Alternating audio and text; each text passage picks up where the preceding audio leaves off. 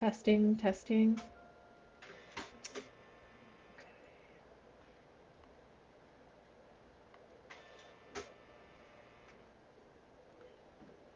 All right. Hi, everybody. Thank you so much for joining today. It is Wellness Wednesday after a very long period of time here, jumping back on and trying to get back in the swing of serving you guys. And I just wanted to share what the past 18 months has brought in my life with healing journey and stuff because I feel like many of you could probably relate to it. And I'm going to share a couple tips with you guys. Okay. So as far as the healing journey, for a survivor of childhood trauma, I'm talking about physical healing, health, mental, as well as the spiritual aspect. So, um, if you have been following for a while, I've really delved into a lot of the physical health realm. That's what I have my doctorate in. And, I've been working very diligently on my own journey lately. So I'm going to share that with you. And so I'm wondering if, comment below if any of you guys have had anything similar come up for you, and any tips you can share for others who might be watching as well. So, the beginning of this worldwide disaster here, that we've had, that kind of caused like a pause, especially like the first 3 months. I really felt like everything in my life halted and came to a screeching stop. It was almost like a wheel of you're on like the outgo like you're on a cogwheel. You know what I mean? Like you're in your day-to-day life, you're going motions, you're going through the actions, and it's not it's a lot of things aren't apparent to you. You're so busy going through the motions, right? And so all of a sudden lockdown hits and it's like poof, home, kids school stops, daycare stops, every distraction and coping mechanism ever has stopped. And so for me, like the first 3 months brought on um, panic, actually. Like I felt internal panic as was like kind of a relief in some ways. I felt like I'd been burnt out, like I had a little bit of physician burnout, like and compassion fatigue from giving to others so much physically, and emotionally. And it really brought to my eyes and attention how much I had been like physically neglecting my body for a while, to try and to stay on that cogwheel, which is the beauty of, you know, uh, the pause. You can see it's almost like you jumped off the hamster wheel and you're just sitting there staring at your patterns in everything that you've been doing in your life and every choice and what your life is about. And it's like, um, I don't know, for some of you, especially, like, I think that happened to many people, obviously, but to a survivor, um, I kept panicking because being at home is a trigger for me. And when I say that, it's because my trauma came from chronic abuse. So being at home, I realized, oh my God, like I try to escape a lot of my triggers by not being home a lot. Like I'm always finding excuses to be away from my house. So that was pretty enlightening because I felt like, wow, I'm starting to like feel panic being stuck here and I feel trapped, and all those like emotional flashbacks started coming back so hard. Like there was many times where I would go into full-blown flashbacks or emotional flashbacks where even on the level of feeling like hopeless or there was a few moments that I was at the bottom of the barrel where I had emotional flashbacks that, and essentially the definition of emotional flashback is like you feel what you feel at the time of the trauma. So I've done enough work to know like, okay, this is this is not how I consistently am feeling. Like I'm not holding on to this feeling. Like I need to get in touch, internally to see where this is coming from. So I would have bouts of those feeling like completely helpless and trapped, and even feelings of like suicide and things like that. And I say that very, I'm not easy with that because that's a very serious thing when somebody, I take that very seriously with, especially with mental health, but um, at points where I was and in the beginning and working with my own trauma therapist, I really was able to recognize that I was not actually feeling like I wanted to actually end anything. It was just I was stuck in moments of emotional flashbacks. Okay. And I had been there before a long time ago. And it was just I just had to like revisit certain things, and that is very real for emotional, trauma survivor, which is why I share that. And there's a lot there. There's a lot of shame wrapped around that.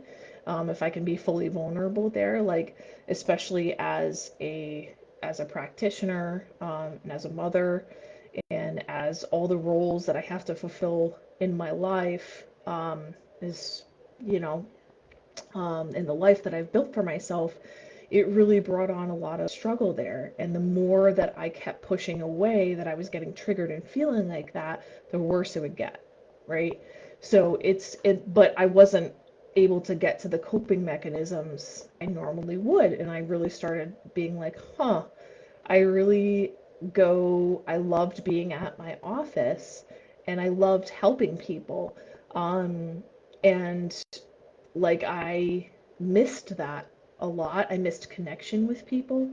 I was just feeling like a lot of sadness, but I also felt like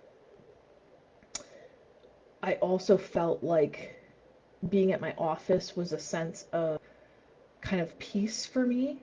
And it was also a way to get away from a lot of noise triggers.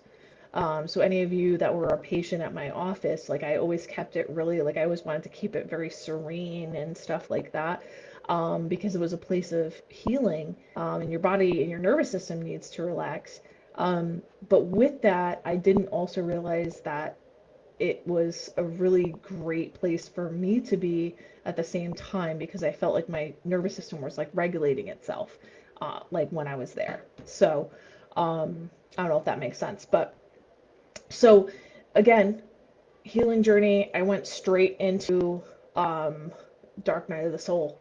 You know, it really took me to that pause of all my coping mechanisms, of all the changes, of all the unhealthy attachments, any sort of addictive behavior that might have come back as far as like um, I used to have problems with like, binge eating and things like that when I was younger and like over exercising, which when I was older translated to eating more chocolate, and I would allow myself to drink soda water. I know that sounds ridiculous, but I was like, okay, it's healthy enough. Like I'll like until I do like the work around the addiction aspect and I get myself a little more healthy, then I'll work on that a little more. But I just kind of allowed myself to have a silly addiction transfer to soda water, flavored soda water. So, but it really like the reason I'm sharing this with you again, and I want to, get to more of the points here, was I really started going down and like sliding backwards in my physical health again. I noticed that certain things were starting to come back. I had was having a little more autoimmune flare-ups. I was gaining weight again, and which I'm sure like so many of us have gained weight in general from everything going on with COVID. And that is also because like your stress levels is it's your body is not supposed to sustain, and this is what us survivors know, chronic states of stress, chronic states of prolonged stress. Your body's not supposed to go through that. Okay, so it takes a toll. Now we're like 18 months into it. Yeah, initially it was like more like insomnia and um, nightmares and things like that started really coming back as I started uncovering more like deep-rooted memories and things like that, and trying to, you know, get feel safer within my own skin. Um, you know, it's hard with the having an adrenal issue prior or already, and then going into a state of chronic stress, right? So regardless of what your belief systems are or your viewpoints are around, the issue, the virus, it creates different stresses for different people. Some people are working in hospitals, some people have lost jobs, some people have lost, um, family members, some people have, um, had changes in their lifestyle. Some people it's had their lifestyle get better, you know. Um, but for all of us, it's created some amount of stress because it's like there was a heavy amount of restriction, as well as, the news and being kind of, you know, graphic and, full of fear and things like that. So all of us kind of had our reptilian brains going, in our amygdala and all of our emotion centers. You've noticed if you've looked around, there's so many of the trauma responses going on right now. Some people are in full fight mode where they're like completely like they're fed up, they're angry, they're raging. Some people are in flight, like let's get the heck out of here. Where is it the best in the world right now that's like the least restrictive? People are totally like, holy crap, I just want to like sit and do nothing and watch Netflix and just be alone, and or like, go in the woods and go off in the middle of nowhere and just be like, wait this out kind of thing, which is more of like the freeze response. And then there's the fawn response, which is like hyper, um, pleasing. So like doing everything that's being told and things like that. And that's where you're seeing a lot of also like the guilt, the blaming and things like that, all these kinds of toxic behaviors around, what's happening and what everybody's choosing to do and how people are responding for it. Um, so it's just really, really, really interesting to see how all of us, at this point in time, all of us, all of our kids, all of our parents, if they're still alive, all of us have been through trauma. And now at this point, kind of a chronic trauma. Okay, so if you have kids, they lived through some chronic trauma, and if you're an adult, you've also lived through that, right? So that's those stress responses are like really getting, wreaking havoc on our hormones, our, our immune health, things like that. So that definitely was very real for me. Like my insomnia got so bad. It got so bad. So, there was a lot that really came up for me that I had to really process. Like it was almost like somebody just kind of, on top of looking at the patterns and stuff, it was also like, oh, by the way, here's this thing that you don't want to remember that we're forcing you to remember now. And you're like, no, no, no, no, no, no, I don't want it. And they're like, no, it's it. It's happening right now, whether you want it to or not. So it's kind of like forced people into that dark night of the soul, which was really hard because usually that happens like on its own in your own time frame. And you have coping mechanisms that you can go to as you're going through that. during lockdown, you don't have that, right? So there's, I mean, like, I think the addiction levels have gone crazy. Mental health, I can't even imagine where the mental health realm is at right now because of this. So, anybody who has gone through any of that, or has had a loss because of the virus and it was quick and sudden or anything, like, I just want to validate whatever symptoms that you are having around that because it's all trauma based. And some people it's coming out as it doesn't feel real. It's very depersonalized. It feels like this isn't real life, things like that. Like, so you can get some depersonalization and derealization kinds of symptoms. Um, so, as far as where my journey ended up, I just really wanted to hone in on something. I focused so much on the physical aspect of health, and the mental aspect, but the spiritual aspect I just wanted to also touch on, which is so real and so evident. Um, and I'm not talking about like religion, I'm literally talking about our spiritual and energetic being. Um, Energy healing. I got a really awesome chance to work with a couple people, specifically a really wonderful friend who's a shaman, and I've learned so much about what it means to actually do spiritual and energetic healing, and it was absolutely a phenomenal experience to know. um, I'd been so like caught up in my physical and mental symptoms, like going back and forth on those things, that when I did some of the energetic work and spiritual work, it was so amazing to feel like, wow, my body actually is responding really well to that. And like it's an amazing part of the healing. And I feel like with the realm of what how we speak of um, treatment for this kind of issue, for survivors who are having physical symptoms, who are having mental health disorders, who are having, anything like that. It's very cookie cutter. Like in this traditional realms, it's like, your lab work doesn't match. Your lab work looks fine. And you might be somebody who, like me, like I forgot like half of it. Sounds crazy, but I forgot like most of my life.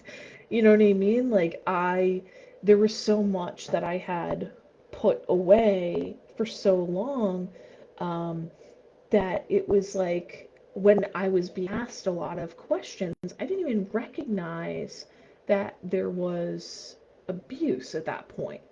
Before like my memories started coming back. And that's a really important point. Like before you get to the point where you're recognizing, it usually happens when you're in your 30s, like late 20s, 30s, things like that. Sometimes younger if you are moved out, you're free from that. But like if it happens like later on in your life, it's either because you've had your own children, or you're just starting to realize, or you're having like your own epiphany about like, oh my God, wait a minute. And you're seeing other people with kids and families, or, things are starting to come to light about what was healthy, or, normal, or what you should have received as a child, or what you went without, to whatever degree that your trauma was. It can be scary, especially if you do have levels of, dissociative issues, or just understanding what those are. Like if you have amnesia, there's people who have such severe abuse that it gets to a point of dissociative disorders of like different, like alter states. And then there's also people who just have they block stuff out or they push aside, or there's varying degrees of it. And then there's people who have PTSD or complex PTSD, which can come with some of those dissociative symptoms. So um, everybody is gonna, depending on how they responded to what was going on to them, how they survived, if they had any respite anywhere else. Um, you know, Usually the most complex trauma happens when there's no perceived way out and the trauma is happening through caregivers. Okay, that's like the most extreme version. And that's usually when the most extreme symptoms happen. And so, and I say that because the higher that your ACE score is, your adverse childhood experience, the higher your percentage of, um, disease rate can be. So this is a really real and very important thing, and especially for, parents of adversity and childhood trauma, and seeing their kids, or knowing that there's kids out there. I started to panic when it first happened, thinking, oh my God, how many kids are being abused right now? Like, what's happening to so many kids around the world? Like, I was kind of freaking out inside about it, thinking about it, because it's just heartbreaking. Um, so, um, so wrapping up here, and what I want to share with you. So, biggest tips on what the last 18 months have brought me. Healing is definitely not linear, meaning like straight lined. Okay. You There's not a point that you necessarily get to that's like, woohoo, I'm like, I'm healed, everything's awesome. It's one of those things where it's a continual growth process. Okay. But the great news is that as you start to heal, and I didn't feel this in my early stages, was like a lot more safety and stability within my own skin, without having all these like distractions and unhealthy coping mechanisms, um, to keep myself away from some of those triggers. Um, you know, the safety over time, you can still have symptoms of up and down, but the calibration gets a lot easier. The calibration of physical symptoms as well as, any mental health issue symptoms, and energetic wise. Like so many people have chronic fatigue and fibromyalgia with this complex, trauma, like childhood trauma. And there's many reasons for that that you can also look at in some of my other videos. Um, but knowing that, I really truly, in what I experienced myself and have learned about through an energetic realm, was that like, wow, there is so much of this that this is all encompassing. We really have to look at the whole entire person and where they're putting their energy. Like I was giving away so much of my energy because that was my pattern, was just to deplete myself to give to other people, like, um, because that's what you're just supposed to do. You know what I mean? And it's not true, because you can't give constantly if your cup isn't full yourself. You have to give back to yourself. And I always had that was part of what my fatigue really, like, came up for me. And I realized, because I started homeschooling my children when they were home, which was like really challenging on so many levels for me because of triggers as well as energy and things like that. Like, I realized, even through from going to my practice to homeschooling, I was like, oh my God, I transferred my burnout patterns. Like, I tried to do so much, so much, so much, so much. And like my perfectionism came in. It was like, you have to be the perfect homeschooling mom, and every meal has to be organic, and like, I just, like, instead of just being like present, or skipping certain things, or like, and it's really important to me to model to my children, um, what being healthy looks like. So it's like, wow, I'm teaching my children like burnout and perfection right now. Oh my God, okay, I gotta look at that. Like, so, we're all, we're definitely all human. We all have our blind spots, right? But also, like, you're never at a point in your journey where you can't like jump back on, okay? There's so many things that I've learned along the way. There's so many supplements that I've utilized, different types of things with my diet, what works best for me, what doesn't. Um, I know when my body's going through an autoimmune flare-up. I can see how puffy I get in my face and specific types of, symptoms that I get. Like, it gets easier, okay? But don't beat yourself up. It doesn't have to be a perfect thing. It doesn't have to be, when am I going to be healed? When is this going to get better? You know what I mean? Like, sometimes within the crap and in the midst of the dark moments is the biggest growth, because when the light shines again, you're going to be able to see how far you actually crawled forward and moved, right? So it's really important. I went to this like really amazing sound bath healing and yoga session and sound bath healing, which is amazing for your nervous system. Um, and one of the things that really came up was gratitude. Okay. And now let me tell you something.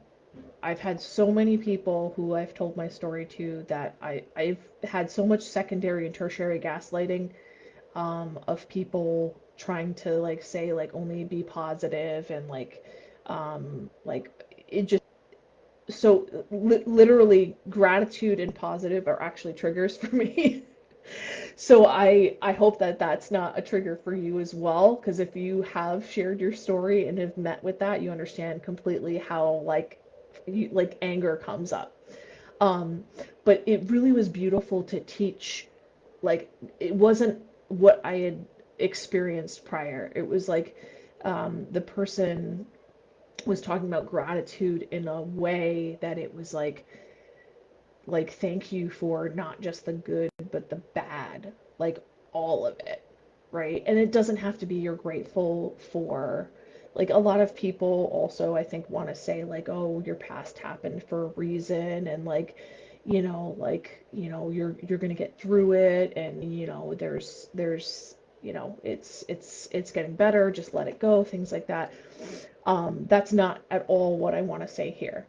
What happened to you was not your fault.